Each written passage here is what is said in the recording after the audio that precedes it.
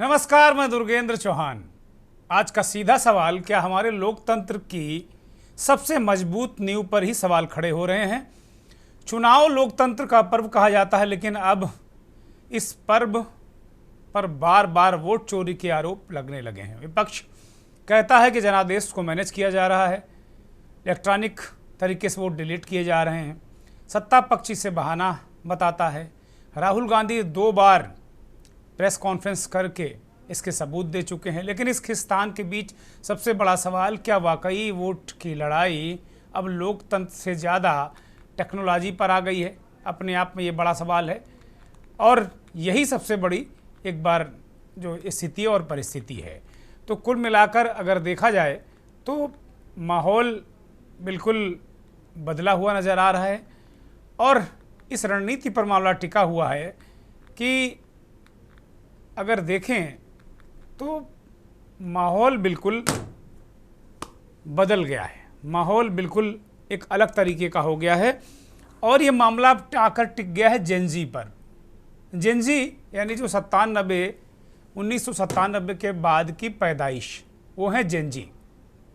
तो हालत ये हो गई है कि अब जेनजी को उकसाने और उन्हें बरगलाने के आरोप बीजेपी लगा रही है। और राहुल गांधी ने एक ट्वीट करके कहा, वो स्क्रीन पर राहुल गांधी का ट्वीट लाया जाए।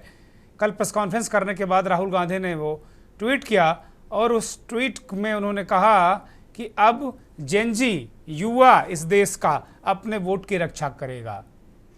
पीसीआर से मेरा अनुरोध है कि वो स्क्रीन पर लाया जाए राहुल गांधी का ट्वीट। तो कुल मिलाकर ये स्थितियाँ परिस्थितियाँ हैं। अगर दुनिया की बात करें तो दुनिया में तकरीबन 70 देशों में अगर कहा जाए तो इस तरीके का बवाल, हंगामा, लफड़ा चल रहा है, जहां सरकार विरोधी प्रदर्शन हो रहे हैं। इसमें 30 ऐसी जगह हैं जहां अभी भी प्रदर्शन चल रहे हैं। इसमें भारत के अलावा ये देश हैं जो नेपाल में आप जो कुछ हुआ आपने देखा, बांग्लादेश में जो कुछ हुआ, फ्रांस में 10 लाख लोग सड़क पर हैं, सरकार विरोधी प्रदर्शन। और कॉमन चीज़ें सिर्फ 2 हैं। एक तो सत्ता का भ्रष्टाचार है ना, एक तो सत्ता का भ्रष्टाचार, सत्ता किस तरीके से दुनिया में भ्रष्टाचार कर रही है, इसको लेकर एक कॉमन पॉइंट है। एक जो सत्ता के लोग हैं, सत्ता पोषित लोग हैं, वो किस तरीके से भोग विलास में डूबे हुए हैं। एक ये बड़ा अहम मुद्दा है। और दूसरा जो सबसे बड़ा अहम मुद्दा है वो ये है बेरोजगारी। इस बात को लेकर युवा परेशान है। भारत में भी जेनजी की तादाद लगभग 16% है, नेपाल में 21%, और अगर देखा जाए बांग्लादेश में 16%। तो अब बड़ा सवाल यह कि बार बार राहुल गांधी ने तो कहा कि जेनजी जो है, देश की युवा और जेनजी अपने हक की लड़ाई लड़ें। उन्होंने छात्रों से भी कहा, जेनजी से भी कहा, और युवाओं से भी कहा कि वो संविधान को बचाएंगे, लोकतंत्र की रक्षा करेंगे और वोट चोरी रोकेंगे। और मैं हमेशा उनके साथ हूँ। राहुल गांधी की इस ट्वीट के बाद से देश में हल्ला मच गया। भारतीय जनता पार्टी के तमाम नेताओं ने कहा कि हाँ, इस देश का युवा जागेगा तो राहुल गांधी का घर जला देगा, अखिलेश यादव का घर जला देगा, कोई कह रहा है उनको पीटेगा। बहुत सारे बातें इस तरीके के देश में हुई। आज बहुत सारे बयान हैं, इसमें ये मामला गर्म है, और शायद ही कोई मीडिया संस्थान हो जो आज इस विषय पर चर्चा न कर रहा हो। लेकिन हमारा जो ये कार्यक्रम है, हम इसको एक अलग तरीके से प्रस्तुत कर रहे हैं। हमारे कार्यक्रम में तमाम युवा भी होंगे, और हम सवाल उठा रहे हैं कि क्या वोट चोरी की जंग में जेनजी मोहरा बन रहे हैं क्या? ये बड़ा सवाल।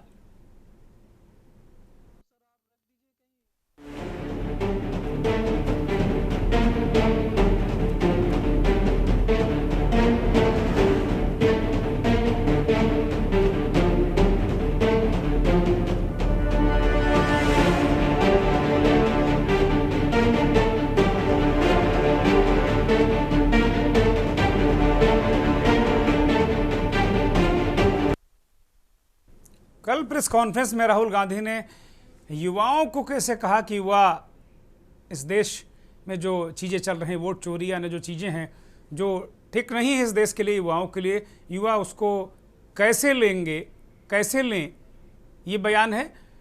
उसके बाद विपक्षी दलों के नेताओं के बयान हैं, अन्य जो विपक्षी दल हैं, सत्ता पक्ष के लोगों के बयान हैं, और प्रियंका गांधी ने एक हस्ताक्षर अभियान, वोट चोरी को लेकर एक हस्ताक्षर अभियान पर देश के लोगों से अपील की है, वो भी मुझे लगता है कि जेएनजी को टारगेट करके है। और ये जो क्रोनोलॉजी अगर देखिए तो राहुल गांधी युवाओं के बीच जाते हैं, वो समुद्र में छलांग लगाते हैं, वो टी शर्ट पहनते हैं, वो मार्शल आर्ट करते हैं, स्कूल कॉलेजों में वो जाते हैं। तो ये एक लंबे समय से एक तैयारी चल रही राहुल गांधी की क्या, और इसी वजह से वो जेएनजी का आह्वान कर रहे हैं। बयानात सुनिए। ये रुक नहीं सकता है क्योंकि हिंदुस्तान की जनता इस बात को एक्सेप्ट नहीं करेगी। एक बार हिंदुस्तान की जनता को, हिंदुस्तान के युवाओं को पता लग गया कि वोट चोरी हो रही है, उनकी शक्ति लग जाएगी। हिंदुस्तान की जो डेमोक्रेसी है वो हाईजैक हो गई है। Brothers and sisters, democracy can only be saved by the people of India. Nobody else can save democracy. I urge all of you to join our Vote Chori signature campaign. Just as every vote counts, every signature counts, every one of your voice standing up for democracy, standing up for the constitutional values which we are fighting for our constitution counts. Rahul Gandhi ने कल शाम 7:05 में एक tweet किया है। देश के युवा, देश के स्टूडेंट, देश के जनरेशन जे संविधान को बचाएंगे, लोकतंत्र की रक्षा करेंगे और वोट चोरी को रोकेंगे। क्या कहना चाहते हैं राहुल गांधी? आप कहना क्या चाहते हैं? कि एक जनजे के नाम पर देश में आप अराजकता फैलाना चाहते हैं? ये बहुत गंभीर सवाल है। और ये पूरा ट्वीट किया गया और उनका इकोसिस्टम ने जेएनजे के नाम से ट्वीट करना शुरू किया। ये बहुत गंभीर विषय है। राहुल गांधी जानबूझकर लोकतंत्र को कमजोर कर रहे हैं, देश में अराजकता फैलाना चाहते हैं और हिंसा अराजकता को उकसा रहे हैं। इसकी हम बहुत भर्त्सना करते हैं और ये पूरा इकोसिस्टम राहुल गांधी की अगुवाई में काम कर रहा है। तो चूंकि हमें वोट नहीं मिलता तो अब ये रास्ते से चले। राहुल गांधी कृपया करके देश के लोकतंत्र से खिलवाड़ करना बंद। नेपाल जैसी जब क्रांति आएगी, राहुल गांधी का घर फूंक दिया जाएगा, अखिलेश यादव का घर फूंक दिया जाएगा। आप लिख लीजिए मेरी बात को। इनके सब के ऊपर, राहुल गांधी के ऊपर भ्रष्टाचार के मुकदमे हैं, अखिलेश यादव के ऊपर भ्रष्टाचार के मुकदमे हैं, लालू प्रसाद यादव के ऊपर भ्रष्टाचार के मुकदमे हैं। देश में कोई विपक्ष का ऐसा नेता नहीं है जिसके ऊपर भ्रष्टाचार के मुकदमे ना हो। नेपाल में, क्या नाम, बांग्लादेश में और श्रीलंका में जो कुछ हुआ, वहां की जनता निकली और भ्रष्टाचार बेईमानी के खिलाफ लड़ी। लेकिन यहाँ के ऊपर कौन निकलेगा? यहाँ भ्रष्टाचार बेईमानी के लिए जनता नहीं निकलेगी। यहाँ के ऊपर यदि कोई निकलेगा तो देशद्रोही निकलेंगे। और याद रखो, यदि देशद्रोही यहाँ के ऊपर सड़कों पर निकलेंगे तो राष्ट्रवादी सड़कों पर दौड़ा दौड़ा कर मारेंगे, अगर इस प्रकार की किसी ने भी हिम्मत की। राहुल गांधी ने क्या कहा, ये है उनका ट्वीट। देश के युवा, देश के स्टूडेंट, देश के जनजी संविधान को बचाएंगे, लोकतंत्र की रक्षा करेंगे और वोट चोरी को रोकेंगे। मैं उनके साथ खड़ा हूं। जवाब में कन्नौज से सांसद रहे और इस समय भारतीय जनता पार्टी के एक बड़े पदाधिकारी सुब्रत पाठक कह रहे हैं कि सड़कों पर दौड़ा दौड़ा के जंजी मारे जाएंगे। कह रहे हैं अखिलेश यादव, जिन्होंने इनको हराया है लाखों वोट से और जिनके साथ चुनाव में गए थे राहुल गांधी, उनके घर जला दिए जाएंगे। तो सत्तारूढ़ दल का पदाधिकारी, जिम्मेदार पदाधिकारी, नेता विरोधी दल, पूर्व मुख्यमंत्री के घर जलवा रहा है। देश को शर्मसार कर देने वाले बयान दिए हैं, देश को शर्मसार कर देने वाली उनकी करतूतें हमेशा से रही हैं। जेनजी प्रोटेस्ट को उनका इस तरह से जो है वो बुलाना, इस तरह से मांग करने के, ये नेपाल का जो है मॉडल यहाँ पे चलना चाहिए, सबको जिंदा जला देना चाहिए। और उनको ये बात पता होनी चाहिए कि नेपाल में जो है वो जेनजी ने एक नेपोटिज्म सरकार को जो है वो ध्वस्त किया है। तो शायद उनको कुछ आइडिया नहीं है कि वर्ल्ड में चल क्या रहा है। वो लगता है सुबह सुबह आंखें मलते मलते उठते हैं और कुछ भी पोस्ट कर देते हैं, कुछ भी लिख देते हैं। तो उनको ये पता होना चाहिए। उनके जैसे वंशवादियों को उन्होंने वहां ध्वस्त किया है।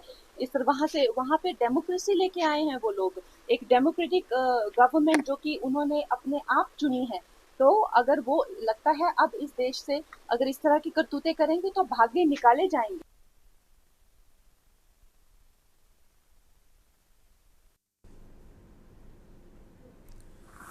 बयानात आपने सुने, देखा कि किस तरीके से जेनजी और ये जो लफड़ा चल रहा है।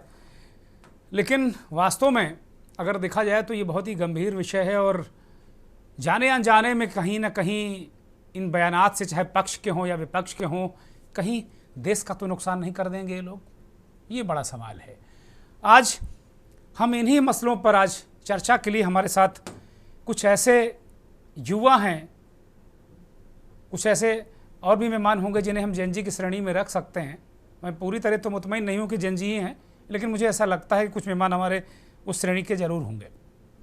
तो स्क्रीन पर हमारे साथ मेहमान आ गए हैं। प्रवीण मिश्रा भारतीय जनता युवा मोर्चा के नेता हैं, अर्पित द्विवेदी समाजवादी युवजन सभा के नेता हैं, अनुग्रह त्रिपाठी युवा प्रोफेशनल हैं, प्रतीक युवा प्रोफेशनल हैं, रोहित शर्मा भी युवा प्रोफेशनल हैं, रमेश ठाकुर चीर युवा वरिष्ठ पत्रकार हैं।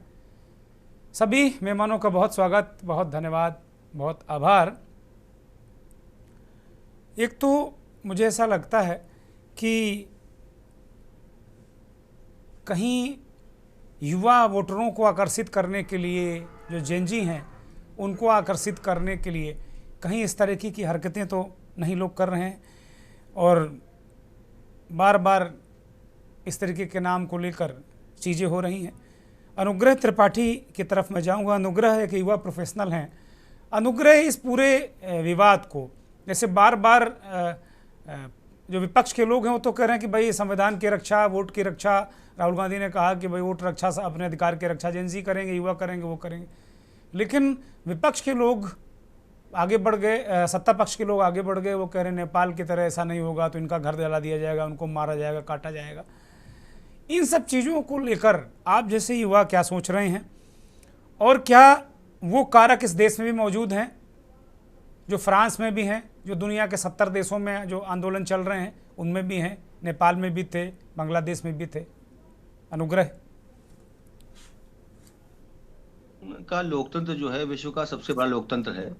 ये सच बात है कि विश्व के अन्य देशों में कई प्रकार की ऐसी घटनाएं आई हैं जहां वहां के युवाओं ने भ्रष्टाचार के विरुद्ध आक्रोश में क्रांति फैलाई है। लेकिन जहां तक मैं हिंदुस्तान के जो ढांचे की बात करूं, यहाँ की संवैधानिक व्यवस्था की बात करूं, यहाँ की लोकतांत्रिक व्यवस्था की बात करूं, तो ऐसी संभावना यहाँ नहीं दिखती है। ये सच बात है कि बेरोजगारी की दर लगातार बढ़ रही है, भ्रष्टाचार भी देश में बढ़ा है और जिस टर्म को जेनजी कहा जा रहा है, वो जो जेनजी टर्म का जो युवा है वो कहीं ना कहीं व्यवस्थाओं से परेशान तो है, लेकिन परेशानी के लिए भी जो हमारी लोकतांत्रिक व्यवस्था है उसमें ही उसको वोट का अधिकार दिया गया है। लोकतंत्र हमारा जो है वो बहुत बहुत खूबसूरत है। और अगर अनुग्रह वही तो चीज है, अनुग्रह वही तो दिक्कत है। यही तो बात कर रहे हैं कि वोट का अधिकार दिया गया, वही तो छिन रहा। बार बार जो विपक्ष के नेता राहुल गांधी यही बात तो कह रहे हैं कि भाई वोट का अधिकार छिन रहा। बैठे बैठे 16 सेकंड में, 14 सेकंड में 2 फॉर्म डिलीशन के भर जाते हैं और वोट डिलीट हो जाता है। वही तो सवाल उठा रहे हैं कि वोट का ही अधिकार छिनेगा तभी तो आप के सारे अधिकार छिनेंगे। सवाल तो वहीं पे है ना, बेस तो वही है। अनुग्रह आदरणीय चौहान जी, ये मामला जो है मतदाता की जागरूकता का है ना। व्यवस्थाएं हम और आप मिलकर बनाते हैं, व्यवस्थाएं कोई और तो बनाता नहीं है। व्यवस्थाओं के दो पहलू हैं, एक मतदाता है और एक मतदान के जो व्यवस्था चलाने वाला निर्वाचन आयोग है। अगर किसी व्यवस्था में दोष है तो उसमें मतदाता के भी जागरूक होने का बहुत प्रमुख कारण है, तभी व्यवस्था ठीक बन जाती है। राहुल गांधी जी की चिंता जो उन्होंने दिखाई है वो जायज है, लेकिन मैं मानता हूं कि इनकी चिंता में कहीं ना कहीं थोड़ा सा मैं कहूंगा कि इंफॉर्मेशन का जो सोर्स उनका है वो ठीक नहीं है। होता क्या है कि हिंदुस्तान एक बहुत बड़ा लोकतांत्रिक देश है, यहाँ करोड़ों की संख्या में मतदाता है, तो कई बार चीजें जो होती हैं वो प्रशासनिक ढांचे में उन पर चूक हो जाती है। लेकिन इस पे हिंदुस्तान के लोकतंत्र पर सीधा आरोप लगाना, ये मैं समझता हूँ ये बहुत समझदारी नहीं होगी। तो वोट चोरी की बात तो मैं नहीं मान सकता, लेकिन हाँ मान सकता हूँ व्यवस्थाओं में कई जगह छेद हैं। इन व्यवस्थाओं के छेद को सुधारने के लिए प्रशासनिक ढांचे में थोड़ी कसावट करनी चाहिए, अनुशासन को लेकर आना चाहिए और कहीं ना कहीं उन अधिकारियों की जवाबदेही तय करनी चाहिए जो निर्वाचन में सीधे शामिल हैं, ताकि ये घटनाएं हिंदुस्तान में ना हो पाए। हिंदुस्तान की लोकतांत्रिक व्यवस्था मुझे लगता है विश्व की सबसे बड़ी और सबसे खूबसूरत लोकतांत्रिक व्यवस्था है। तो आदरणीय राहुल गांधी जी विपक्ष का नेता होने के नाते जो अपनी शंकाएं जाहिर कर रहे हैं, नहीं, उनकी उन्होंने शंकाओं साफ का कहा, समाधान बहुत अच्छे तरीके से अनुग्रह राहुल गांधी ने साफ कहा कि भाई मेरा काम है रास्ता दिखाना, सत्ता और सरकार को आईना दिखाना मेरा काम है। संवैधानिक संस्थाओं का उन्होंने कहा लोकतंत्र बचाना मेरा काम नहीं है, मेरा काम है रास्ता दिखाना, आगाह करना। लोकतंत्र बचाने के लिए संस्थाएं हैं, इस देश के लोग हैं, वो बचा लेंगे लोकतंत्र। ये बात कही उन्होंने। नहीं, तो मैं वही कह रहा हूं ना कि हिंदुस्तान, मैं ये मान रहा हूं कि विश्व में कई देशों में आप देख रहे हैं कि आज जो युवा है वो आक्रोशित है और क्रांति के रास्ते पर है, लेकिन हिंदुस्तान का जहां मैं ढांचा देखता हूं, हिंदुस्तान का जो लोकतांत्रिक व्यवस्था देखता हूं, तो मुझे ऐसा नहीं दिखता कि यहाँ पर कोई ऐसा आक्रोश है या ऐसा कोई जंजी कोई कदम उठाने वाला है। लेकिन ये सच बात है कि वर्तमान परिदृश्य में अगर देखा जाए तो हिंदुस्तान के युवा के सामने बहुत सारी समस्याएं हैं, बढ़ती जनसंख्या है, बेरोजगारी है, भ्रष्टाचार चरम पर है। तो जो भी नेता चिंता जाहिर कर रहे हैं, मैं समझता हूं जो सत्ता संभाले लोग, सत्ताधीश लोग हैं, उनको इन पर आक्षेप में लगाते हुए इन समस्याओं पर ध्यान देना चाहिए। ठीक बात कि है। युवा वर्ग की जो मुख्य समस्या है उनका समाधान कैसे हो सके। महत्वपूर्ण बात कही है प्रतीक मिश्रा। अभी अनुग्रह ने इस बात को कहा कि भाई सत्ता पक्ष भी विपक्ष के जो सवाल हैं उस पर आरोप लगाने लगता है और आरोप प्रत्यारोप में मूल समस्या उलझ जाती है। ये सबसे ज़्यादा खतरनाक है। ठीक है, जैसे अभी कंगना रनौत कह रही थी कि नेपाल का जो बवाल हुआ नेपोटिज्म के मुखालफत में हुआ, तो भारत में भी नेपोटिज्म के आरोप लगते हैं कि भाई फला जी का बेटा इतना पैसा कमा लिया, फला जी के बेटे की कंपनी एक साल में 500 गुना बढ़ गई, तो नेपोटिज्म तो है और क्या है। तो इस तरीके की चीज़ें कहीं हमारे लोगों के मन में कोई ऐसी चीज़ अवसाद पैदा तो नहीं कर रही, कहीं दिक्कतें तो नहीं कर रही। राहुल गांधी इसी को चेता रहे हैं। लेकिन अभी जो वोट का अधिकार है या जो अन्य चीज़ें हैं उनको लेकर भी क्या युवा को सजग और सतर्क होना चाहिए या अपनी धुन में लगे रहना चाहिए, रामधुन बजाते रहो? सभी श्रोताओं को सादर नमस्कार। और मैं इस पे सिर्फ इतना कहना चाहूंगा कि इतने बड़े लोकतंत्र और इतनी बड़ी आबादी में सभी को जैसे ज्ञात होगा कि नकारात्मकता बहुत जल्दी और बहुत आसानी से फैलती है। और अगर उसके आधार पे बात की जाए तो जैन जी के संदर्भ में जैसे माननीय राहुल गांधी जी ने कहा कि जैन जी ही अब भारत की सत्ता को, या मतलब कि जो भी जिस तरह का भी भ्रष्टाचार, बेरोजगारी, नहीं, जैन जी ही नहीं कहा, उन्होंने कहा कि युवा, छात्र और जैन जी। उनका ट्वीट पढ़िए, उन्होंने कहा युवा, छात्र और जैन जी ही नहीं। यही दिक्कत है कि बयान टूटते टूटते टूटते नीचे तक कुछ और हो जाता है पहुंचते पहुंचते। सर मेरे हिसाब से उन्होंने एक तरह से निश मार्केट को पेनिट्रेट करने की कोशिश करी हुई है जी। अगर हम देखते हैं कि बिल्कुल थैरोली अगर हम देखा जाए एक सेगमेंट के जस्ट वांट टू बिकम, एक तरह से हम एक सिंपल सा एक टारगेट, मास टारगेट को हमने हिट किया हुआ है, जिससे कि हम ये देख रहे हैं कि शायद उनके पास अभी उतनी परिपक्वता नहीं है, उतना अनुभव नहीं है। ये मैं जैन जी के संदर्भ में बोल रहा हूँ, राहुल गांधी जी के संदर्भ में नहीं बोल रहा हूँ। तो कृपया इस चीज में बिल्कुल स्पष्टता है कि जब व्यक्ति के अंदर अनुभव की या अन्य चीजों की परिपक्वता नहीं होती है, उस आधार पे अगर देखा जाए तो उनको मोटिवेट करना मेरे अनुभवों के आधार पर थोड़ा सा आसान होता है। अब ये जैन जी के ऊपर निर्भर कर रहा है कि वो किस चीज को, क्योंकि नकारात्मकता, जैसे मैंने पहले भी आपसे कहा कि नकारात्मकता थोड़ी पूर्व भी अगर देखा जाए तो राजनीतिक दलों ने मोटिवेट करके वोट लिए हैं, युवाओं के राजनीतिक दलों ने मोटिवेट करके वोट लिए हैं पूर्व में अगर देखें तो। बिल्कुल लिए हैं। और जाहिर सी बात है कि आगे जो भी ध्रुवीकरण, जिसको कि अगर बोला जाए राजनीतिक भाषा के अंदर, तो जो भी ये एक तरह से ध्रुवीकरण का बयान है मेरे अनुभवों के आधार पर, और माइट बी पॉसिबल है इन फ्यूचर। एक प्रोफेशनल के तौर पर मैं चाहता हूं कि इस चर्चा में जो जिस फील्ड का जिसके पास विशेषता है, विशेषज्ञता है, स्पेशलिटी है, वो उस तरीके से बात करे तो मुझे लगता है ज्यादा लोगों के समझ में आएगा। प्रतीक?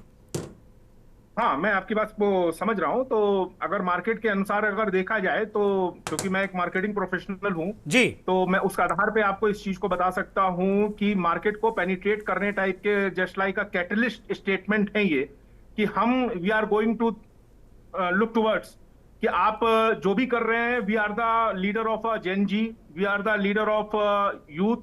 ठीक है, तो उनका एक तरह से ध्येय वाक्य बन रहा है, माइट भी वो 2027 या 29 में इसको यूज करना चाहें इन फ्यूचर नियर अबाउट, कि भाई अगर नए लोगों के लिए, युवाओं के लिए कोई सोच रहा है या जेनजी के लिए सोच रहा है, तो वो हम सोच रहे हैं और हमारे हिसाब से ये होना चाहिए। जबकि अगर टोटली अगर देखा जाए तो this is not a root cause, पर ये है कि वो विपक्ष के बड़े नेता हैं, मीडिया कवरेज उनको मिलता है, सारी चीजें। और आज की डेट में एक बहुत बड़ा, ये मेरा पर्सनल मानना है कि जिस व्यक्ति ने भी मीडिया को, सोशल मीडिया को, प्रिंट मीडिया, डिजिटल मीडिया का यूज करना सीख लिया, उस पर कवरेज करना सीख लिया, तो जाहिर सी बात है कि उसको एक तरह से मंच मिल गया अपनी बातों का, इस संचार क्रांति की दौर में अपनी बातों को लोगों तक पहुंचाने का।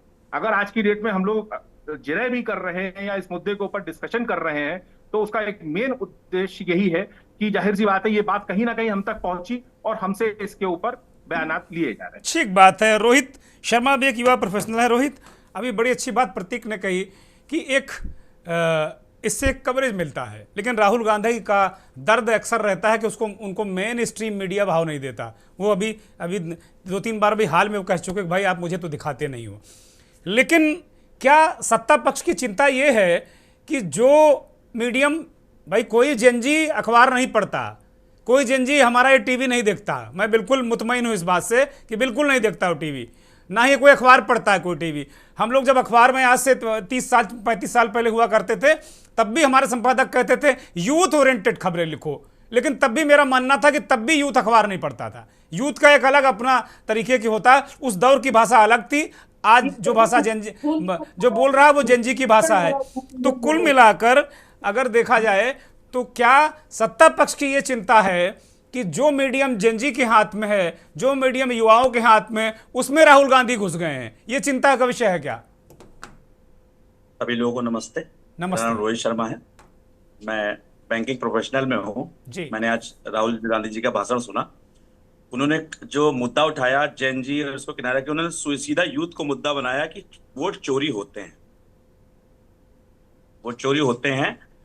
इस बार जो नारा था एनडीए का कि 400 पार, अब की बार 400 पार, और पिछली बार पता नहीं कांग्रेस को, अलायंस को कितना वोट मिला था, लेकिन इस बार भी शायद 99 क्रॉस नहीं हुआ। तो उनको ये लगता है, उन्होंने कहा कि वोट चोरी के कारण कहीं ना कहीं उनको लगता है धांधली हुई या ऐसा हुआ कि मतलब वोट चोरी हुआ। वोट चोरी होने से प्रतिशत अगर उनका बढ़ता तो फिर भी वो जीत नहीं पाते। अब आते हैं बात मानक की जेनजी क्या है। तो प्रतीक मिश्रा हमारे मित्र भी हैं, उन्होंने बहुत अच्छा किया कि इस समय राजनीति जिस तरीके से चल रही है वो प्रोडक्ट वाइज हो गई है। हम अपने प्रोडक्ट को, मतलब अपने जो अपना व्यक्ति है प्रोडक्ट तक पहुंचे कैसे हैं? प्रोडक्ट क्या है? युवा। हाँ, युवाओं में ये प्रोडक्ट तो मुझे लगता है 2008-9 से शुरू हो गया था। जो वोटर है वो प्रोडक्ट 2008-9 से शुरू हो गया था और 14 में आते आते एक बहुत जाइंट प्रोडक्ट बन गया था वोटर और खासतौर पर युवा। बोलिए, बढ़ाइए चर्चा को। आपकी आवाज कट रही थी, मैं अपनी बात पूरी कर दूं। बताइए, मैं प्रोडक्ट का मतलब ये है कि मेरी उम्र 38 साल है, तो मुझे 20 साल हो गया वोट देते हुए। तो मैंने लगभग 3 चुनाव देख लिए। मैंने विधानसभा में भी वोट डाला है, सांसदीय में भी वोट डाला है, नगर निगम में भी वोट डाला है, और कहीं ना कहीं उनकी बातों से मैं यहाँ सहमत हो जाता हूँ। नगर निगम से, विधानसभा में कभी चुनाव में वोट डाल ही नहीं पाया क्योंकि मेरा वोट आता ही नहीं है। अब बूथ स्तर पर आप नगर निगम में जाएंगे तो अलग लिस्ट आती है, वोटर लिस्ट अलग आती है, जब विधानसभा में जाएंगे चुनाव अलग लिस्ट आती है, सांसदीय में अलग लिस्ट आती है। सांसदीय मैंने हर बार वोट डाला है, लेकिन विधायकी में मुझे मौका ही नहीं मिला क्योंकि मेरा वोटर लिस्ट में नाम शामिल ही नहीं। तो ये वोटर चोरी का मुद्दा यही रहता है कि अपने यहाँ मतदाता सूचियां अलग अलग बनती हैं। तो कहीं ना कहीं ये बात से सहमत है कि हम लोग अभी ऐसे परिवेश में नहीं है कि जहां तीनों जगह पर हम लोग समान वोट डाल सकें। शायद हमारे बड़े भाई जो भी साथ बैठे हैं आप भी सहमत होंगे जमीनी स्तर पे, तो बिल्कुल सच बात है। लेकिन अब आ जाते हैं जेन जी। अब अपने प्रोडक्ट को कस्टमर, मतलब हम यूथ तक कैसे पहुंचाते हैं? आप कुछ कर रहे हैं, उसको कैसे पहुंचाएंगे? हमको लगता है कि अभी कांग्रेस या इन लोगों का अलायंस अभी इतना डेवलप नहीं हुआ, मीडिया को इतना प्रभावित नहीं कर पाया कि अपने मुद्दे पब्लिक तक पहुंचा पाए। जबकि आप देखिए, अभी आप यूपी में शायद एक नई योजना चल रही है, 18 से 40 वर्ग के लोगों को 5 लाख का फ्री लोन। आपको सोचिए कि अभी ये धरातल पे पहुंचा नहीं है, लेकिन पब्लिक में बड़ी इसकी चर्चा चल रही है। सवाल ये है कि पब्लिक तक सवाल ये जब पहुंचाया कैसे जाता है, वो अपने प्रोडक्ट तक पहुंचते कैसे हैं? जेन जी वही है। आज राहुल गांधी जी खड़े हुए, उनके जो पीछे जो कार्यकर्ता जो उन्होंने लिखा होगा, बनाया होगा, उन्होंने वोट चोरी को मुद्दा बनाया। लेकिन वोट चोरी किन वर्ग तक जाएगा? क्या 18 से 40 साल के बच्चे जो अभी 26-30 साल का युवक है, इसको फ्री का लोन चाहिए, 5 लाख इसमें ब्याज ना पड़े, बगैर ब्याज का लोन है, क्यों वो क्या ये जेन जी के बात मानेगा? सवाल ये है, सवाल ये है कि वो क्या वो जेन जी मानेगा? वो 5 लाख के चक्कर में मोदी जी या योगी जी को वोट दे। प्रशासन कानपुर में इस समय आप देखिए, पुलिस इतनी सख्त है कि यहां तक कि एबीवीपी जो बीजेपी का ही एक पार्ट है, अखिल भारतीय विद्यार्थी परिषद, सारे लोग जानते होंगे, अभी वो विरोध कर रहे हैं क्योंकि प्रशासन बहुत सख्त है, डंडा चला रही है पुलिस, जो गलत है, यूथ पे डंडा नहीं चलाना चाहिए। लेकिन सोचिए इसका विरोध, प्रशासन, सड़क, मुद्दे ये कहीं गायब हो जाते हैं। और लेकिन अभी सरकार जो बीजेपी की जो कार्यशैली है, अपने प्रोडक्ट तक बहुत जल्दी पहुंच रहे हैं। आप एक छोटा सा देख लीजिए, चूंकि मैं बैंकिंग प्रोफेशनल जुड़ा हूं, मेरे पास कम से कम कुछ दिन में 20 से 25 लोग युवक पूछने आते हैं कि ये लोन कब आएगा। अब ये जो लोन है ये प्रोडक्ट है, लोन मिलेगा नहीं मिलेगा, लेकिन उस व्यक्ति का वोट मोदी जी को जरूर मिलेगा या योगी जी को जरूर मिलेगा, इसकी गारंटी हम ले नहीं सकते, लेकिन ऐसा लगता है। मैंने अपनी बात कही। ठीक है, अर्पित त्रिवेदी समाजवादी युवजन सभा के नेता हैं और युवा हैं। अब इस चर्चा बड़ी दिलचस्प मोड़ पर है। प्रतीक और रोहित ने प्रोडक्ट के तरीके, चूंकि ये दोनों एक बैंकिंग है तो वो भी प्रोडक्ट बेच रहे हैं, धनाधन लोन का मसला होगा, जो भी इनके पास प्रोडक्ट होगा। प्रतीक भी प्रोफेशनल हैं, तो कुल मिलाकर अगर देखा जाए तो इन दोनों ने इस चर्चा को एक नए तरीके से आयाम दिया और अभी तुलना की कि जो बीजेपी का जो तंत्र है वो अपने प्रोडक्ट को चाहे जेनजी हो चाहे युवा हो बड़ी जल्दी पहुंचा देता है। अभी वो शक्ति, वो ताकत, वो समर्थन, उस तरीके का सिस्टम विपक्ष, खासतौर पर कांग्रेस पार्टी, समाजवादी पार्टी, उनके पास नहीं है। ये एक बड़ा विषय है। अभी ब्रेक पर जा रहे हैं, लेकिन ब्रेक के बाद अनुग्रह से मेरा यही सवाल होगा। आप देख रहे हैं के न्यूज, खबरों का सारथी।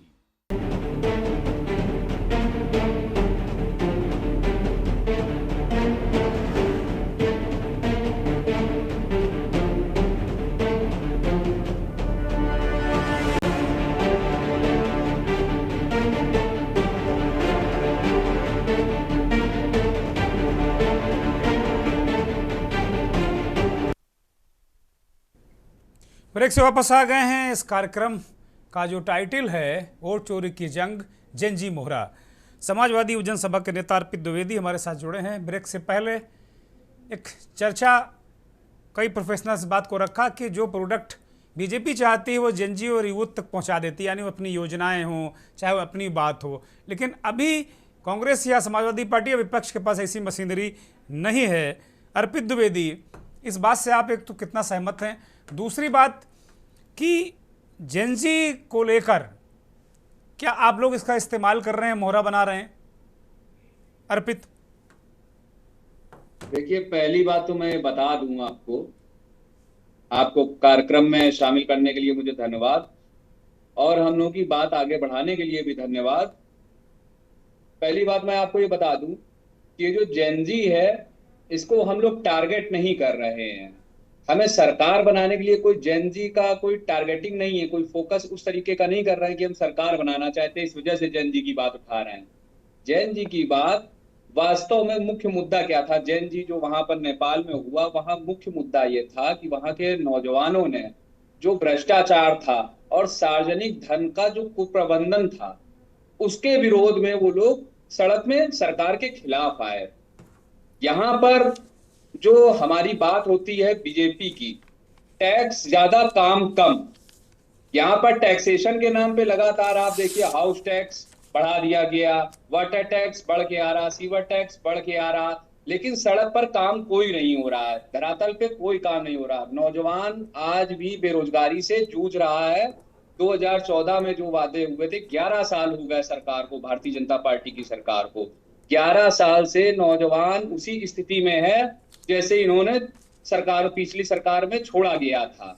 परेशान हो रहा है नौजवान, आत्महत्या कर रहे हैं। यहाँ पर अभी शिक्षा मित्रों के साथ क्या दुर्व्यवहार हुआ है आप लोगों ने देखा, शिक्षकों के साथ क्या हो रहा है, उनको टेट का एग्जाम के लिए कराया जा रहा है, एक ने आत्महत्या कर दी। आप ये देखिए कि नौजवान और हर व्यक्ति आज भारतीय जनता पार्टी की सरकार से परेशान है। जेन जी में 1997 से लेकर 2012-2015 तक के नौजवान हैं, उनको वास्तव में टेक सेवी हैं, वो टेक्नोलॉजी से डायरेक्ट कनेक्ट हैं। और जैसा आपने ठीक कहा कि वो नौजवान बहुत ज्यादा अखबारों पे ध्यान नहीं देते, खबरों पे ध्यान देते हैं, ऐसा नहीं, खबरों पे ध्यान देते हैं, लेकिन सोशल मीडिया का उपयोग करते हैं। हर सिक्के के दो पहलू होते हैं, हर सिक्के के दो पहलू होते हैं। आप पॉजिटिव एनर्जी को यूज करेंगे तो पॉजिटिव वे में चलेंगे, आप नेगेटिव एनर्जी को यूज करेंगे तो नेगेटिव वे में चले जाएंगे। आज की जनरेशन पॉजिटिव एनर्जी पे काम करना चाहती है और काम कर भी रही है। भारत की जनता में हिंसा का कहीं भी कोई स्थान नहीं है।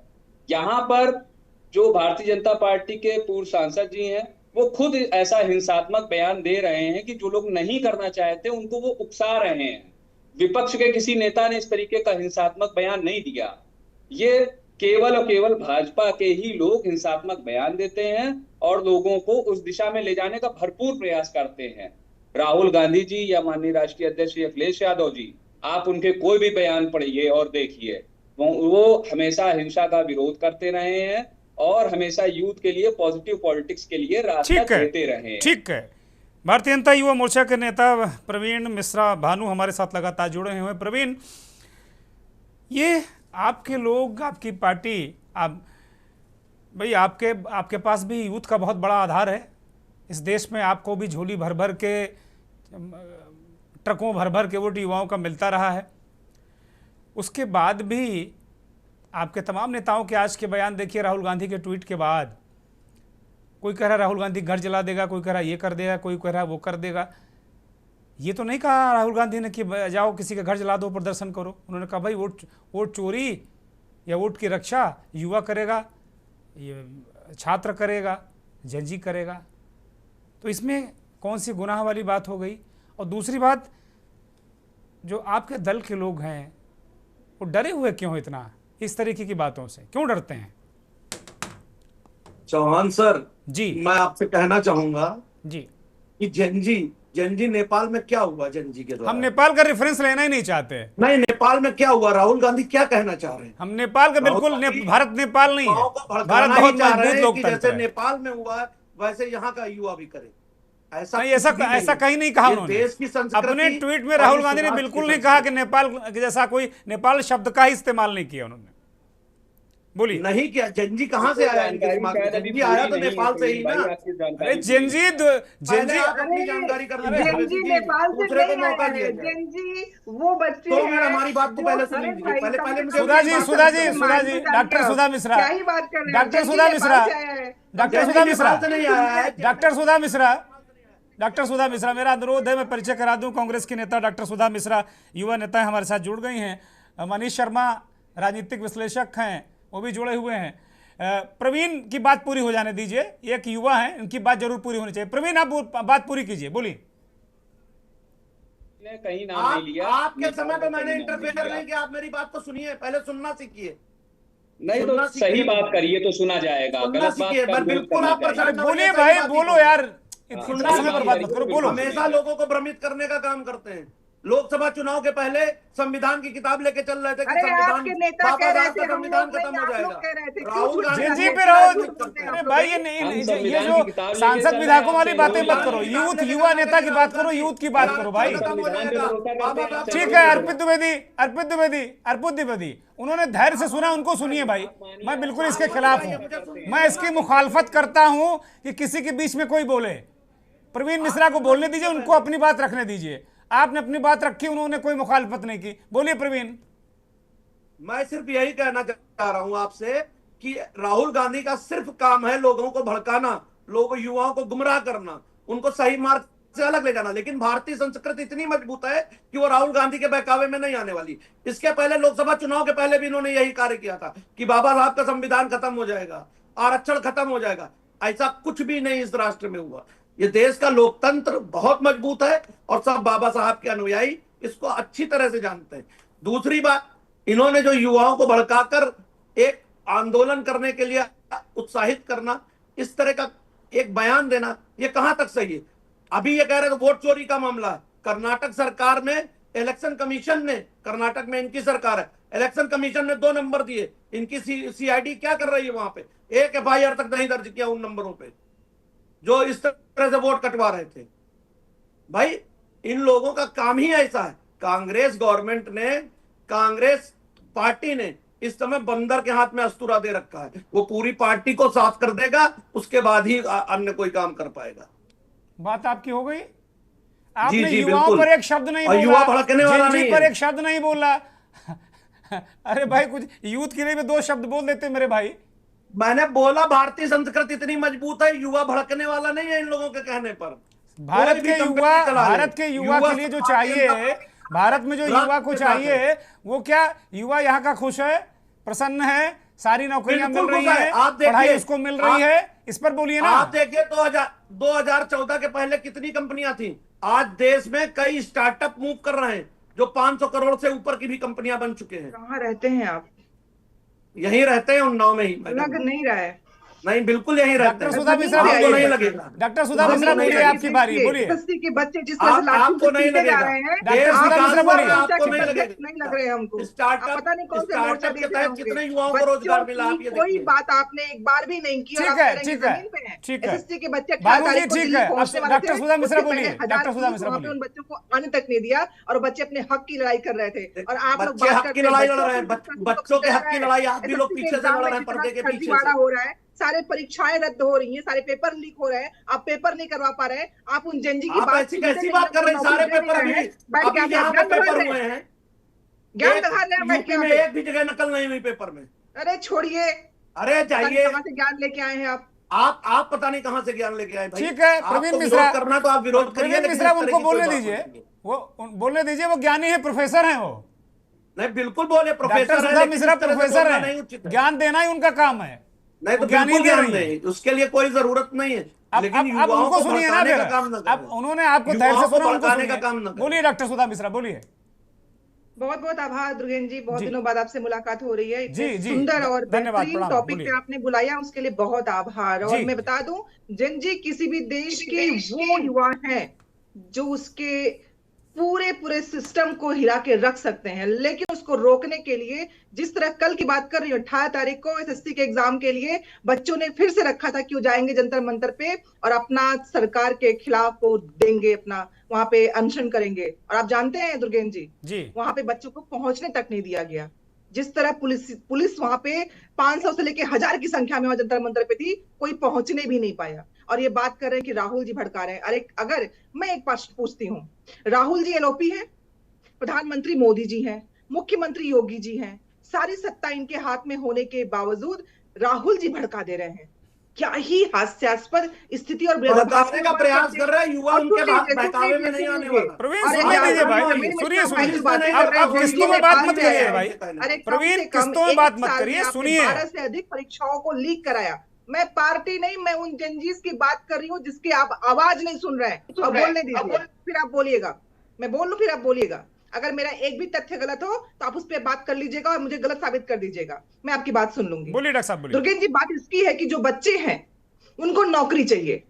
इनको लगता है कि 5 किलो अनाज में वो बच्चे, मैं 5-5 साल से 6-6 साल से देख रही हूँ प्रतियोगी परीक्षाओं के वो बच्चे, आज आरओ का जो एग्जाम का रिजल्ट आया है, आपको बता दूं दुर्गेन जी, वो बच्चे जो 2 साल में एक पेपर दे पाए थे, उसमें जो बाद में परीक्षा कराई गई, बहुत से बच्चों की एज ही खत्म हो गई है कि वो जो एग्जाम पास करने के बाद भी अब वो मेंस की एग्जाम दे ही नहीं सकते हैं।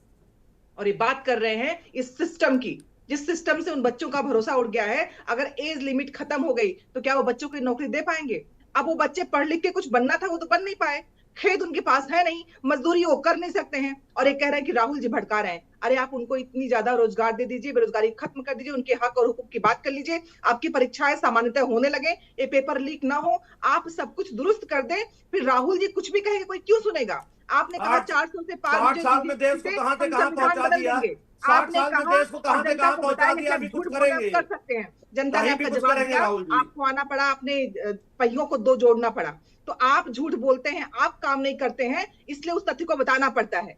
आप काम करिए, आप हमें झूठा साबित कर दीजिए, काम करिए। आप घर तक योजनाएं पहुंच रही है, मुद्रा योजना हो चाहे लोन योजना हो, हर तरह के स्टार्टअप, नौकरी कितने स्टार्टअप है, आप देखिए उठा के, आप अपनी विरोधी मानसिकता से बाहर निकल के सच्चाई देखिए। कौन सी परीक्षा हुई है? सच्चाई नहीं दिख रही है। नाम लीजिए परीक्षाओं का। आप सच्चाई उत्तर देखिए। प्रदेश की 5 ऐसी परीक्षाओं का नाम लीजिए जो आप करवा पाए हैं, बोलिए। क्यों नहीं? अभी एक परीक्षा हुई है। कौन नाम बताइए। 1 मिनट बता रहा हूं, मेरे पास हाँ बताइए, देखिए इनको पता ही नहीं है, बताएंगे ढूंढ के। तैयारी करके आया करो भाई। ठीक है, ठीक है। डॉक्टर सुधा, मैं आता हूं आपके पास। रमेश ठाकुर काफी देर से इंतजार कर रहे हैं, वरिष्ठ पत्रकार हैं। एक चीज समझिए। ठीक है, ठीक है, ठीक है प्रवीण, ठीक है। अब मैं आऊंगा अभी आपके पास। समझिए, समझ गए कि समझ गए जो भी लोग इस तरह के काम कर रहे हैं, 60 साल वो सरकार में रहे हैं, हम समझ गए। देश के लिए हम समझ गए कि अब आपको नौकरी करनी नहीं है। आपने कोई बिजनेस एस्टेब्लिश कर लिया होगा, आपको नेतागिरी करनी है, आपको युवाओं से कोई मतलब नहीं है, आपको व्यक्तिगत आपकी पार्टी को होगा। मैं समझ सकता हूं, सबको युवाओं से मतलब है। ठीक है, इन्होंने युवाओं वोट के लिए आप सभी, आप ज्यादातर लोगों को, ज्यादातर पॉलिटिकल पार्टियों को युवाओं का वोट चाहिए। वोट के लिए चिंता है आपको, और कुछ नहीं है। रमेश ठाकुर, ठीक है, ओके ओके ओके प्रवीण, बात हो गई। रमेश ठाकुर, ये जो पूरा मसला है हमारा, जो आज फोकस है इस कार्यक्रम में, कि क्या जेनजीज को मोहरा बनाया जा रहा है भारत में भी, ये सवाल उठा रहे हैं। कौन बना रहा है, क्यों बना रहा है, ये बड़ा प्रश्न है। देखिए, सबसे पहले तो मैं इस बात की निंदा करूंगा, अभी प्रवीण जी तमतमा के रह गए, अपनी लैपटॉप उठा रहे थे। 5 परीक्षाओं के कम से कम नाम खोज के बता देते तो हमें भी पता चल जाता कि 5 परीक्षाएं कौन सी होंगी। मतलब ये बात वही हो गई जैसे प्रधानमंत्री तमतमा के रह गए थे कि 400 पार इस बार और 240 पे उनको जनता ने रोक दिया। अब बात आ जाती है मूल विषय पे कि जो यूथ है किसके तरफ, भारत का यूथ किस तरफ है। मुझे जहां तक लगता है ना कांग्रेस की तरफ है ना भारतीय जनता पार्टी की तरफ है। अब पिछले चुनाव में क्या हुआ, कांग्रेस को 99 पे बोल्ड कर दिया और इनको सरकार बनाने से रोक दिया। अब उन्होंने सरकार कैसे बनाई वो सबके सामने है। अब सबसे बड़ा मुद्दा यहाँ पे ये उठता है, क्या भारत का युवा उस कंडीशन में या उस मजबूती के साथ में खड़ा हो कि जो अपनी आवाज उठा सके। समस्याएं कई सारी हैं। अभी जो मैडम बता रही थी कि जो एक कई परीक्षाएं रद्द हुई हैं, बिल्कुल रद्द हुई हैं। 71 परीक्षाएं ऐसी हैं जो रद्द हुई हैं। अब जो टीचर इस समय है जो 50 साल या 55 साल की जो अपनी सेवाएं पार कर चुका है, उनके ऊपर ऐसा फरमान जारी कर दिया गया है कि टीटी की परीक्षा भी पास करो वरना आपको 2 साल में छोड़ना पड़ेगा। ये तुगलकी फरमान है, कोई भी इस बात को मानेगा। सेवा के दौरान दुर्गेश जी, अब आपको कहे कि आप भाई पत्रकारिता कर रहे हो, अब आपको पत्रकारिता के दौरान आपको LLB भी करना पड़ेगा। आप अपने बच्चे पालोगे, आप अपने एंकरिंग करोगे या फिर जाके ये छोड़ के आप वो पढ़ाई करोगे जाके। मतलब थिंक टैंकर कौन है, क्या बताता है, नई शिक्षा नीति में ये आता है, मेरे समझ में नहीं आता है। अब बात आती है कि यूथ, जैसे मैंने कहा कि भारत का यूथ या उत्तर प्रदेश का यूथ, हम सब लोग उत्तर प्रदेश के रहने वाले हैं, क्या इतना मजबूत है? मुझे लगता है हमारे मुकाबले कम से कम नेपाल का यूथ मजबूत है, अपनी आवाज तो उठा रहा है। हमारी आवाज उठाई जाती है। जो 67,000 जो परीक्षार्थी थे, जिनको जो बच्चे टीचर बनना चाहते थे, लखनऊ में हमने उनके ऊपर लठ बजते हुए जरूर देखा है। अरे अभी बिहार में देखिए ना, बिहार में दौड़ा कर मारे जा रहे हैं। बिहार में SSC का, अभी सुधा जी ने बताया कि SSC वाले दौड़ाए जा रहे हैं दिल्ली में। अब मैं आ रहा हूं, अभी जो भाई साहब भारतीय जनता पार्टी के कह रहे थे, अरे कम से कम गनीमत है, आप अपने बच्चों को तो बचा लो। आपके बच्चे अभी क्या हुआ थे, ABP वाले जो मांग कर रहे थे, अभी उत्तर प्रदेश का बहराइच ही शायद बहराइच में था, तो उनके ऊपर पुलिस वालों ने क्या रपटा के उनको मारा। वो भी तो कोई मांग उठा रहे थे। आप किसी को छोड़ दो, आप अपने बच्चों को तो सुरक्षा कर लो कि कम से कम वो तो बच जाएं। तो ये जो स्थिति है धरातल पे आंखें खोल के देखिएगा कि हम किस स्थिति पे जाते हैं। अब आ जाती है राहुल गांधी की बात। राहुल गांधी का ट्वीट मैं आपके डिबेट में बैठ के मैं पढ़ रहा था, मुझे लगता नहीं है उन्होंने किसी को भड़काया हो। वो एक मैसेज देना चाह रहे हैं, मैसेज देना चाह रहे हैं कि आप सही का रास्ता चुनो जो आपको लगे। उन्होंने ये नहीं कहा कि कांग्रेस को आप वोट दो, भारतीय जनता पार्टी को दो, TMC दो, किसी का उन्होंने नाम नहीं लिया। उन्होंने अपनी वैधता बताई है। वोट चोरी के जो मामले हुए, भाई साहब उन्होंने क्रिमिनल दस्तावेज के साथ में पूरी दुनिया की आंखें खोल दी हैं। CID के पास रिपोर्ट जाती है कि यहाँ पे ये हो रहा है। CID रिपोर्ट का अभी कह रहे थे कि वो FIR दर्ज क्यों नहीं करी। मैं आपको बता रहा हूं, उन्होंने FIR दर्ज करने की कोशिश वहां पे की, लेकिन वहां पे पुलिस प्रशासन ये कहता है कि पूरी जानकारी आप इलेक्शन कमीशन भारत सरकार से आप दिल्ली में जाके ले लो। उनकी टीम 3 बार आती है, ये दरवाजे बंद कर देते हैं। उन्होंने कहा हमें डिवाइस दे दो, उन्होंने कहा जो बीएलओ ने जो आपके पास पर्चा भर के सब दे दिया है वो सारे पासवर्ड वगैरह दे दो, वो भी उनको नहीं दिया। चलो वो भी नहीं देते, कोई बात नहीं है। मेरे घर में कल चोरी हुई है, मैंने ये कहा कि सुधा मिश्रा जी चोरी करके ले गई हैं। सुधा मिश्रा जी कह रही है नहीं मैंने चोरी नहीं करी, जबकि रमेश ठाकुर ये कह रहा है कि फला संदूक में आपके यहाँ मेरा माल रखा हुआ है। तो मैं जा रहा हूँ सुधा जी को कह रहा हूँ, सुधा जी यही है, कम से कम मेरे सामने खोल के दिखा दो, मेरा माल अभी सामने आ जाएगा, दूध का दूध पानी का पानी। सीआईडी ने ये भी कहा इलेक्शन कमीशन को कि हम बता रहे हैं, हमारे सामने सिस्टम खोलो, कौन सा पासवर्ड है, कौन सा क्या है, हम बता देंगे चोरी कहाँ पे हुई, किसके डिलीटेड हुए, किसके क्या चीज हुए, वो भी बात नहीं बताई। अब किसकी बात मानोगे? तो अभी मानना पड़ेगा कि वोट चोरी हुई है, बिल्कुल वोट चोरी हुई है। अगर नहीं हुई है तो उस बात की जो काउंटर करना है इलेक्शन कमीशन को करना चाहिए। भारतीय जनता पार्टी क्यों कर रही है? उनके वकील राहुल क्यों आ गांधी रहे ने हैं? भारतीय जनता सेंट्रल पार्टी का गवर्नमेंट नाम भी क्यों नहीं आ लिया रहे हैं? है। पूरी प्रेस कॉन्फ्रेंस में भारतीय जनता पार्टी, प्रधानमंत्री, सरकार का नाम भी नहीं लिया उन्होंने। अब ये सारी चीजों को निकल के आती ना, आप जी। यूथ को जब गुमराह कर रहे हो। मैं कहता हूं भारतीय जनता पार्टी तो छोड़ो, किसी पार्टी की भी छोड़ दो, मैं कहता हूं हिंदुस्तान का ये पॉलिटिकली इतनी जागरूक हो चुका है, बुद्धिजीवी हो चुका है, वो चुका हुआ है। जब 400 को नारा दिया जाता है तब भी ये कहा जाता है कि भाई हमारी सरकार बनवाइए। जब कोई शहीद होता है, शहीद के नाम पे भी वोट मांगा जाता है कि पहली बार जो वोट डालने जा रहा है वो भारतीय जनता पार्टी को, इससे ज्यादा शर्म वाली कोई बात नहीं हो सकती है। जब आप शहीदों के नाम पे अगर यूथ से वोट मांगोगे तो ये भड़काना ठीक होता है, है। ठीक ये है रमेश जी, प्रधानमंत्री के मुंह से निकला। थैंक यू रमेश जी, बहुत अच्छी तरीके से चीज़ों को आपने रखा। मनीष शर्मा, अभी जब कहीं कोई किसी बात का डर नहीं, कोई चिंता नहीं है, तो फिर ये रबरब क्यों मच गई कि साहब इनका घर जला देंगे, उनका घर जला देंगे, ये कर देंगे, वो कर देंगे, ऐसा होगा वैसा होगा, ये हड़कंप क्यों मच रहा? मनीष। हाँ, मैं बता रहा हूँ, परसेप्शन ये है।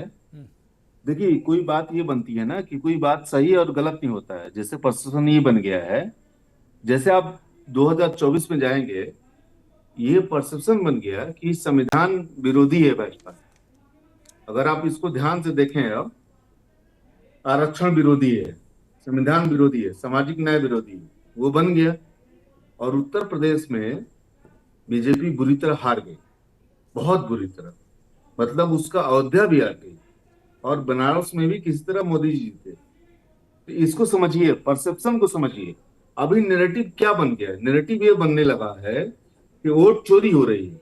जैसे आज राहुल गांधी ने जो किया, उसके पहले जो किया, और उसके पहले उसके बाद जो कह रहे हैं हाइड्रोजन बम लाएंगे, तो वोट चोरी वाला मामला एकदम ये परसेप्शन बन रहा है ना जी। सवाल ये है कि सही गलत की बात नहीं है। मैं दुर्गेन जी, मैं एक बोल रहा हूं आपसे कि सवाल सही गलत का नहीं है, सवाल नैरेटिव का है। नैरेटिव क्या बन रहा है? नैरेटिव बन रहा है कि वोट चोरी ये लगातार बन रहा है। जैसे 2024 में बना नैरेटिव कि संविधान विरोधी है भाजपा जी, उसी तरह मैं ये देख रहा हूं कि अभी बन रहा है कि वोट चोरी का मामला हो रहा है और वो लगातार वो मसला आ रहा है। तो मेरा ये कहना है कि नैरेटिव को समझना चाहिए, सही गलत को मत समझिए। आप इसको मत सोचिए कि क्या सही है क्या गलत है। सवाल ये है कि नैरेटिव क्या बन रहा है? नैरेटिव बन रहा है कि वोट चोरी हो रही है, और चुनाव आयोग के बारे में बन रहा है कि, सुनिए मेरी बात, एक और बात समझिए। चुनाव आयोग के बारे में आप ये बात समझिए कि एक कानून बदल दिया गया कि जिसमें चुनाव आयुक्त का चयन का जो मामला है उसमें बदल दिया गया। माने सुप्रीम कोर्ट के जज का मामला हटा दिया गया।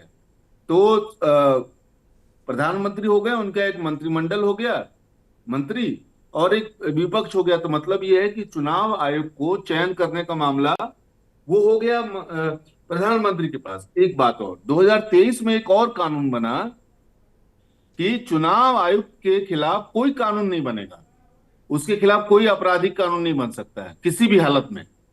दो चीज से आश्वस्त कर दिया कि देखो भाई, तुम कुछ भी करोगे तुम्हारे खिलाफ कुछ नहीं बनेगा। तो मेरा ये कहना है कि परसेप्शन ये बन रहा है सोसाइटी में कि ये कुछ भी करोगे आप, तुम्हारे खिलाफ कुछ नहीं होगा। और ये परसेप्शन ये बन रहा है कि देखिए, एक बात समझिए, अभी बिहार में एक सर्वे हुआ है, सर्वे ने ये बताया है कि 67% लोगों ने बोला है कि चुनाव आयोग को इस पे जवाब देना चाहिए, जो सवाल कर रहे हैं राहुल गांधी उसका जवाब देना चाहिए। एक 59% लोगों ने बोला है कि ये गलत कर रहे हैं लोग, एक बात। दूसरा, पूरा विपक्ष कह रहा है कि ये चुनाव आयोग गलत कर रहा है। तीसरा, सुप्रीम कोर्ट कह रहा है कि सुप्रीम कोर्ट लगातार कह रहा है कि आधार कार्ड रखो, ये रखो, वो रखो, वो रखो।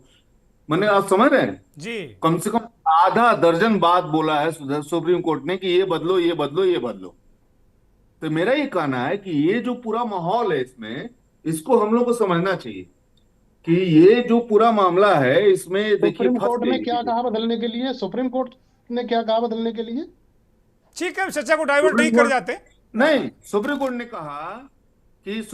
कहा आधार कार्ड रखना पड़ेगा तुमको। सुप्रीम कोर्ट ने सुप्रीम कोर्ट ने कहा सुप्रीम कोर्ट ने कहा आधार कार्ड रखना पड़ेगा। ठीक है, ठीक है, ठीक है, ठीक है, ठीक है। मनीष और ठाकुर जी, अब अनुग्रह कुछ कहना चाह रहे। ठीक है मनीष, मैं आऊंगा, मनीष मैं आता हूं, मैं मनीष आता हूं, वक्त ज्यादा नहीं है। ठीक है, अनुग्रह बोलिए। मनीष ठीक है, ओके। देखिए, मैं ये कहना चाहता हूं, थोड़ा सा विषयांतर हो गया। राहुल गांधी जी का काम, राहुल गांधी जी एक राजनेता है, राजनेता अपने पक्ष की बात करेगा। जेपी आंदोलन क्या था, अन्ना की 2010 की अगस्त क्रांति क्या थी, वो तो मॉब की बात करते हैं, भीड़ की बात करते हैं। उनके पास वो मुद्दे हैं जिस मुद्दों से वो मोबिलाइज कर सकते हैं, वोट को अपने पक्ष में कर सकते हैं। तो राहुल गांधी जी जो बात कर रहे हैं वो एक राजनेता होने के नाते कर रहे हैं, उनकी बातें ठीक भी हैं। तत्कालीन समय में आप देखिए कई मुद्दे ऐसे हैं जिसमें युवा आक्रोशित है। युवा के पास बेरोजगारी की समस्या है, युवा भ्रष्टाचारी है, युवा के पास भ्रष्टाचार का मुद्दा है, बेरोजगारी है, महंगाई है, रोजगार मिल नहीं पा रहा है, शिक्षकों की अलग समस्याएं हैं, अन्य प्रकार की सरकारी नौकरियों में जो कार्यरत है उनके पास भी कई प्रकार की समस्याएं आ गई हैं। तो अगर राहुल गांधी जी उसको उठा रहे हैं तो राहुल गांधी जी कहीं ना कहीं अपने पक्ष में उनको करने का प्रयास कर रहे हैं, ये सच बात है। लेकिन इसको अगर ये कह दिया जाए कि वो भड़का रहे हैं तो ये मुझे लगता है ये गलत तर्क होगा।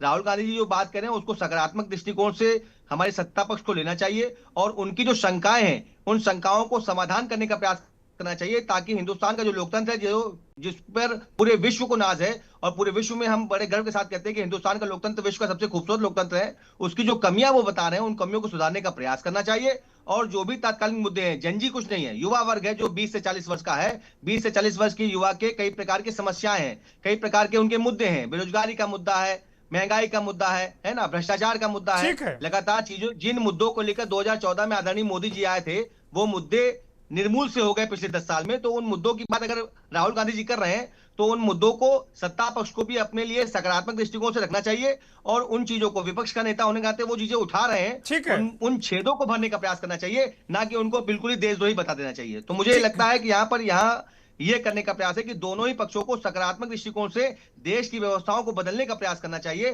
ताकि देश की व्यवस्थाएं सही चले और देश में कहीं भी अराजकता का माहौल न बन पाए। ठीक है, प्रवीण मिश्रा जवाब दीजिए भाई। प्रवीण मिश्रा जी बोलिए।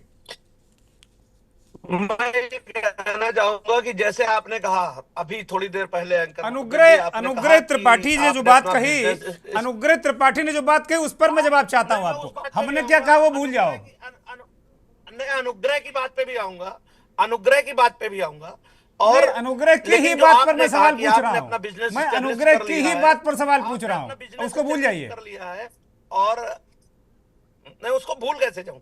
बिजनेस एस्टेब्लिश कर लिया, मैं युवा हूं, मुझे बिजनेस एस्टेब्लिश करने का अधिकार नहीं है क्या?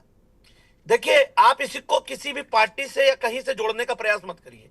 एक बात आप इसको देखिए, अगर युवा बिजनेस एस्टेब्लिश कर रहा है, वो स्टार्टअप चला रहा है, वो स्किल डेवलपमेंट के तहत स्किल को अपनी डेवलप करके रोजगार पा रहा है, बहुत अच्छी बात है। योजनाएं इसी सरकार के द्वारा बिजनेस करो, 60 साल सेटल्ड व्यक्ति हो, अच्छी बात है। दिक्कत क्या है इसमें? किसी को कोई दिक्कत नहीं आपके बिजनेस से, लेकिन बात पढ़ाई लिखाई कमाई दवाई इनकी बात हो रही है कि यूथ क्या कर रहा है उसकी बात हो रही थी, उसको विषयांतर मत करो। पढ़ रहा है यूथ को, हर जगह स्किल डेवलपमेंट की ट्रेनिंगें दी जा रही हैं, हर जगह कार्य हो रहा है। मोदी जी ने कई ऐसी योजनाएं चलाई, चाहे मुद्रा योजना हो, चाहे स्टार्टअप योजना हो, उनको बिल्कुल सब चीज मिल रही। लेकिन राहुल गांधी एक भ्रमित करने का काम करते हैं। अनुग्रह की बात का जवाब दे दो भाई प्रवीण, अनुग्रह की बात का जवाब दो ना। आप अच्छा एक चीज बात बताइए हमें, जो इन्होंने आज वोट चोरी की बात कर रहे हैं, मैं इनसे पूछना चाह रहा हूं, कि बंगाल में इतने बांग्लादेशी कहां से आ गए। अरे ये बड़ा उलझाऊ विषय है, इसमें आप भी फंस जाओगे, क्योंकि केंद्र सरकार की भी जिम्मेदारी है बांग्लादेशियों को रोकना, ममता बनर्जी की नहीं है। आप लोग अब ये सेट नहीं कर पाओगे, बिहार में भी नहीं चल पाएगा, बिहार में भी नहीं चल पाएगा, घुसपैठ वाला मुद्दा नहीं चलेगा। इस बार युवाओं को जवाब देना होगा। सुधा मिश्रा जल्दी बोलिए। युवाओं के लिए जितने भी इतनी अधिक योजनाएं, जितनी उन योजनाओं का क्या हाल है प्रवीण मिश्रा, आप अच्छी तरह जानते हो। नहीं तो कल कहो रियलिटी चेक करा दें, हमको 10 योजनाओं के नाम भेज दो, हम रियलिटी चेक करा देंगे और फिर यहीं आपको बुलाएंगे और पूछेंगे क्या योजनाओं का हाल है। रियलिटी चेक करा लीजिए ना। मैं कराऊंगा। आप कोई सबसे बढ़िया, हमको 2 योजनाएं लिखकर भेज दो, केवल 2 योजनाएं सबसे बढ़िया, और हम रियलिटी चेक करा के इसी पैनल को बुलाएंगे, फिर पता चलेगा क्या स्थिति है। स्टार्टअप योजना के तहत कितने लोगों को। सुधा मिश्रा जी बोलिए। ठीक है, सुधा मिश्रा बोलिए। देश की बैंकों में पूछ के लेंगे। जी दुर्गेन जी, मुझे एक बात बतानी थी कि अभी चपरासी की नौकरी के लिए 1 लाख बात ये है, वहां की राजस्थान की बात है कि एक एग्जामिनेशन हॉल में कुछ पेपर वाले पहुंचे, ललन टाप के लोग, तो चपरासी की नौकरी के लिए 90% जो कैंडिडेट थे वो बीटेक पास थे, पीएचडी तक की डिग्री थी, और 25 लाख आवेदन आए थे। जो हमारे भाई कह रहे हैं कि सारे मुद्रा लोन और न कौन कौन से लोन, वो आपके देश के वो लोग हैं जो पढ़े लिखे डिग्रीधारी हैं, कुछ उनके पास नहीं है। ये झूठे तथ्यों के आंकड़े की जादूगरी दिखाना बंद करिए। जो सच में लोग की जरूरत है, लोगों की, भाई मैं आपसे पार्टी होने आप युवाओं को भ्रमित करना बंद करिए, युवाओं को भ्रमित करना करिए। आपके पास क्या सत्यता है कि 25 लाख लोग रहते हैं जिनके पास बीटेक की डिग्री है? उसके प्रूफ है आपके पास? झूठ बोलना बंद करिए, बच्चों के हित में आप झूठ बोलना बंद करिए। मैं भी आपसे यही कहना चाहता हूं, दिखावा करना आप लोग बंद करिए। 5-5, 6-6 साल से बच्चे बड़ी मुश्किल से जिस तरह रहते हैं, बाहर के, कोई आजमगढ़ से आया है, कोई कहीं से आया है, कोई कहीं से आया है, वो बेचारे किराए तक दे नहीं पाते हैं और उनको नौकरी तक नसीब नहीं होती है और उनकी उम्र निकल जाती है। अरे प्रतीक भाई, कम से कम आप बिजनेस कर सकते हैं, सारे बच्चे नहीं कर सकते। और सरकारी नौकरी उन घरों के लिए रीढ़ की हड्डी होती है, जो उनके घरों को। मैं भी नौकरी ही करके आया हूं मैडम, आप अगर इस बात की जानकारी रखें तो मैं भी नौकरी करके ही आया हूं। मान लिया करिए कि उनकी जरूरतें क्या है। आर्थिक संबलता के लिए सरकारी नौकरी मध्यम वर्गीय और निम्न वर्ग के लिए सबसे बड़ी जरूरत थी, इसलिए उनको नौकरी दी जा रही थी। आप लोगों को समझ में बात नहीं आएगी। बहुत शुक्रिया सुधा जी, बहुत शुक्रिया। अब वक्त इजाजत नहीं देता। प्रवीण मिश्रा, सुधा जी, अर्पित, अनुग्रह, प्रतीक, रोहित, रमेश ठाकुर जी और मनीष शर्मा, बहुत धन्यवाद सभी मेहमानों का।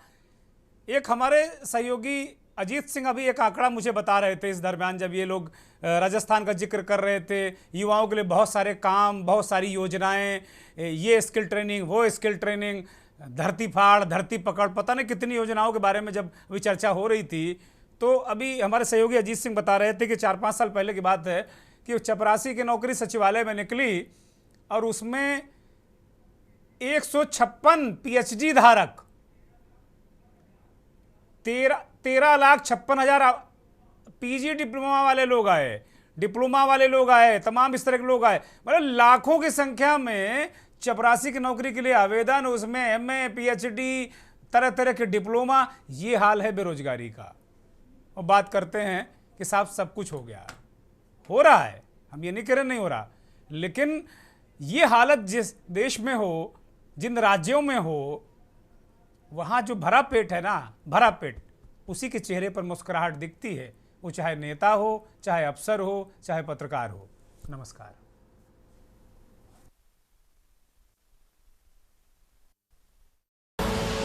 आप देख रहे हैं के न्यूज़, खबरों का